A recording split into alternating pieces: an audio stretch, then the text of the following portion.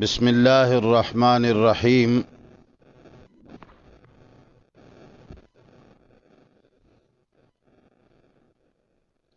د غسل او د کفن طریقه دا مخکې موږ بیان کړی دا اختصار سره یو ځای بل ځای کې خو دلته لږه تفصیلی ده.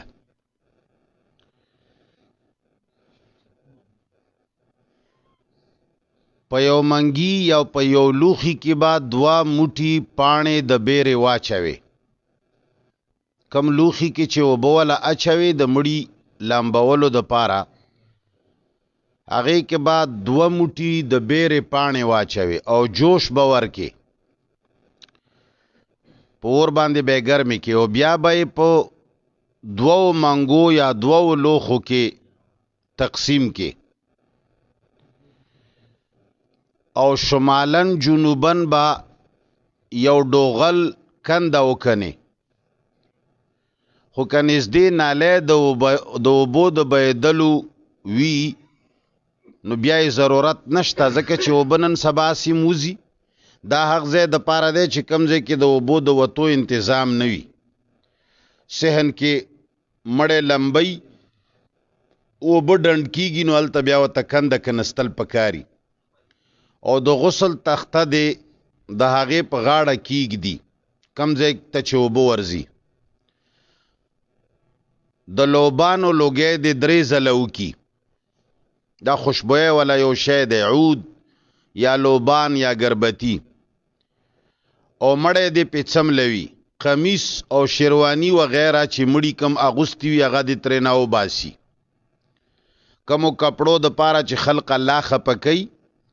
هغه کپړې ته نه دې ځای کې پاتې شي بس. او کپړه دې ورته په ستر خوره کی لکه څنګه چې ما ویلیو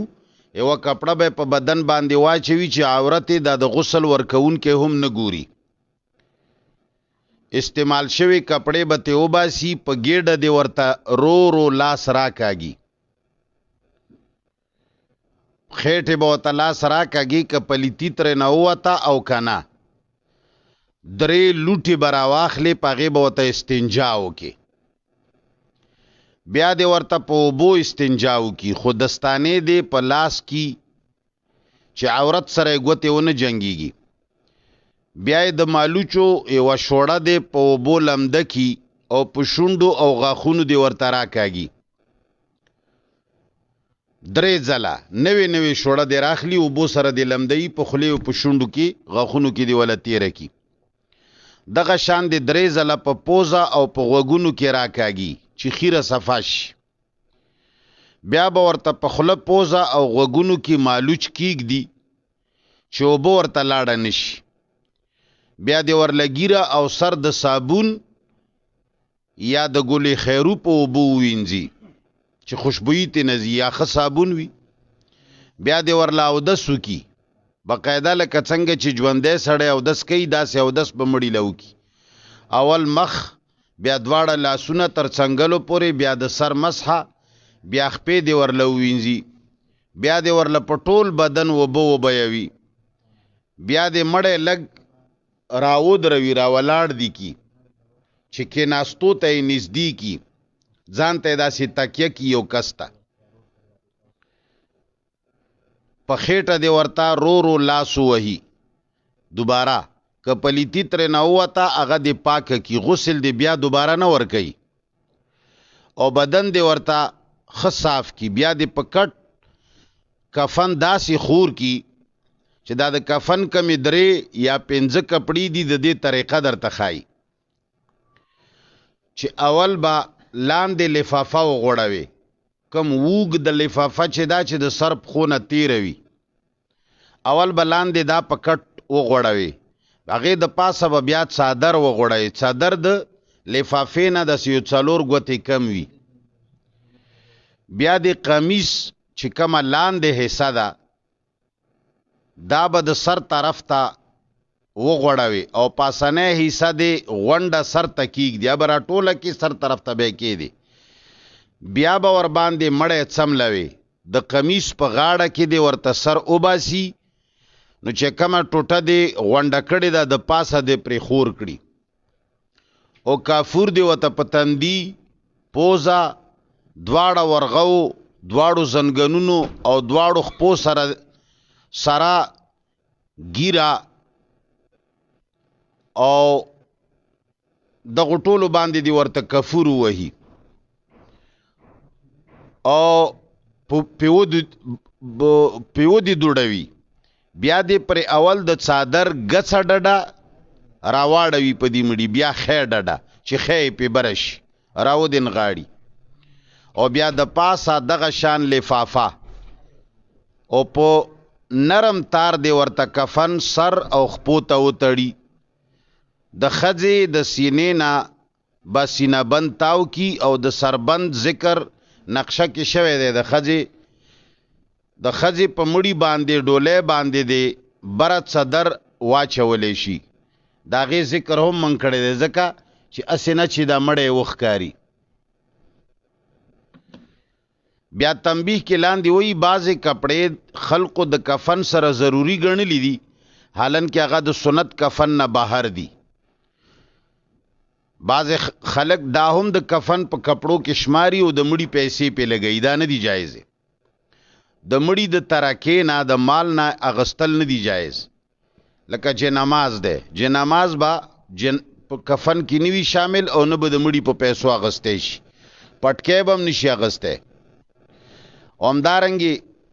هغه پټکې یا څه شی چې مړی په قبر ته کوزوي یا په دې چا مړي باندې بره د غوړولو د پاره کپړه چې کټ پکې پټ کی خاص کر د ښځې د پاره پاو باندې 2 غزه کپڑا چې څومره یې وس رسیږي د 4 نه 9 پورې بیا دا خلق محتاج خلق لور کوي نو دا د مړي پیسو نه دی جایز د سړی د جنازې د پاره لوی څادر چې 3 غزه وګدوي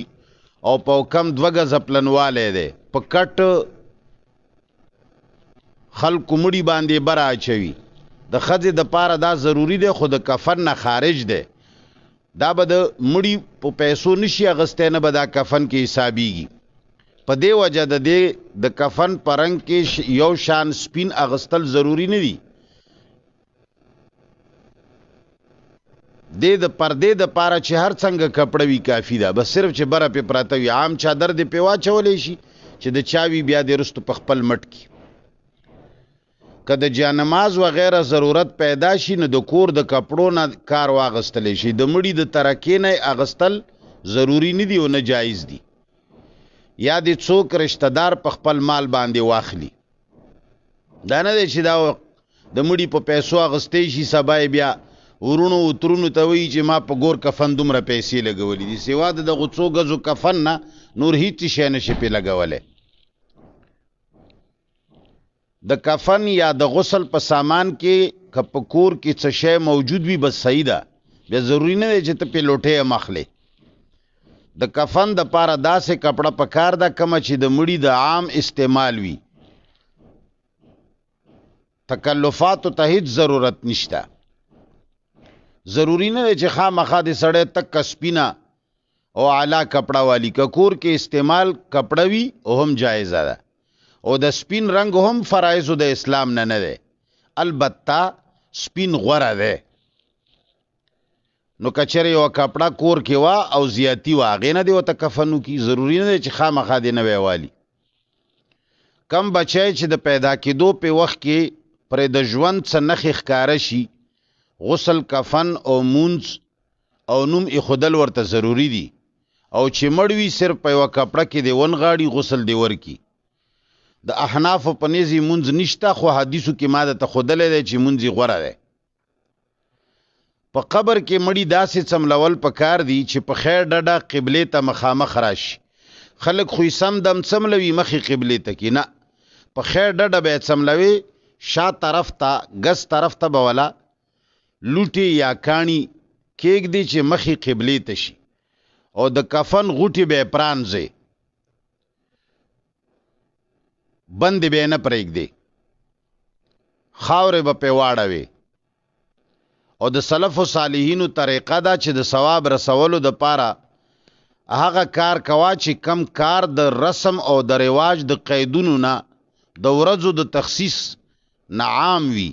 داسې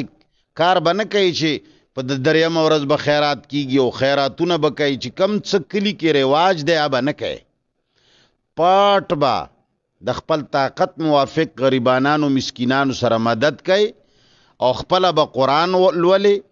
خپل به دعاګانې کوي. دا نه چې خلک را غونډوي اله نن ختم دی اله پلانې دی، بلند رې پکې نشته. په دې طریقې باندې به ایصال ثواب کوي مړي پسې. دا جایزه طریقه ده. او چې کمی طریقې په دې کلی قوم کې رواجونه دي چې بیا داونه کې را خلق به داسې وي، دا ثواب نه دی، دا صرف رواج دی. الله دې موږ تاسو ته پوهه او عمل نصیب کړي. ورستو ته د مانځه او دسه فرایض بیانوم.